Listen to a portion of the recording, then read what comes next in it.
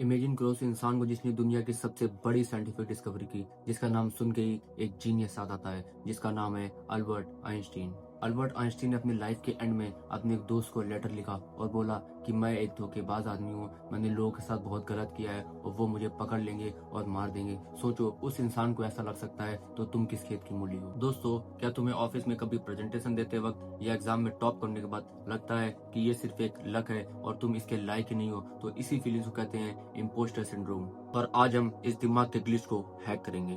सबसे पहले हम समझते हैं ये क्या है। इम्पोस्टर सिंड्रोम ये कोई बीमारी नहीं है, ये एक साइकोलॉजिकल पैटर्न है जिसमें इंसान को डर लगता है। अगर इंसान ने लाइफ में कुछ भी अचीव कर लिया है उसके बाद उसको डर लगता है कि वो कहीं एक्सपोज ना हो जाए या उसके बारे में किसी और को पता ना चल जाए। साइकोलॉजी कहती है कि ये हायर अचीवर्स लोगों में सबसे ज्यादा होता है। एग्जाम्पल देता हूँ, तुमने बिजनेस में प्रॉफिट कमाया तो तुम्हारा दिमाग बोलेगा मार्केट अच्छी थी इसलिए हो गया। तुमने जॉब इंटरव्यू क्रैक किया, दिमाग बोलेगा कैंडिडेट कम थे इसलिए हायर कर लिया। हम अपनी हर जीत का क्रेडिट लक को देते हैं और अपनी हार का क्रेडिट अपनी कमी को। इसी और ये सर्कल तब तक चलता रहता है जब तक आप स्ट्रेस से भर नहीं जाते हो। डॉक्टर वेल्डरी ने रिसर्च किया और बताया कि इम्पोस्टर सिंड्रोम 5 टाइप के होते हैं। चेक करो तुम कौन से हो। द परफेक्शनिस्ट, अगर 99% काम सही है और 1% गलत तो लोग उस 1% को अपना फेलियर मानते हैं।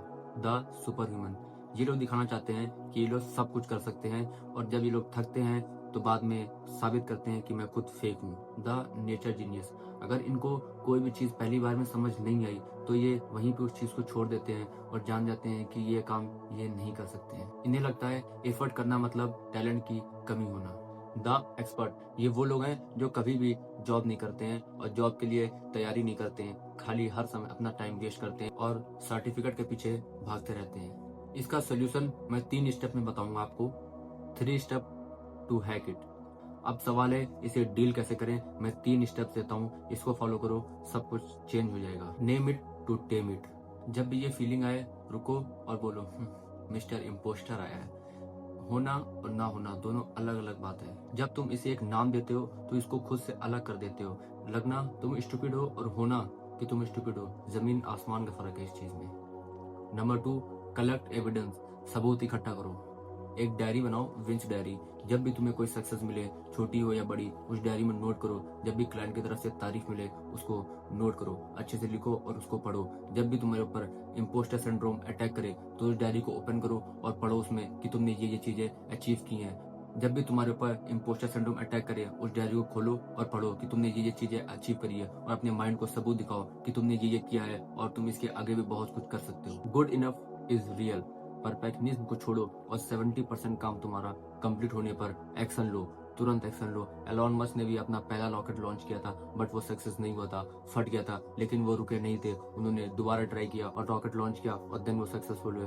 तो अपना कोई भी काम 70-80% पर रोको मत, उसके खिलाफ एक्शन लो और काम करो।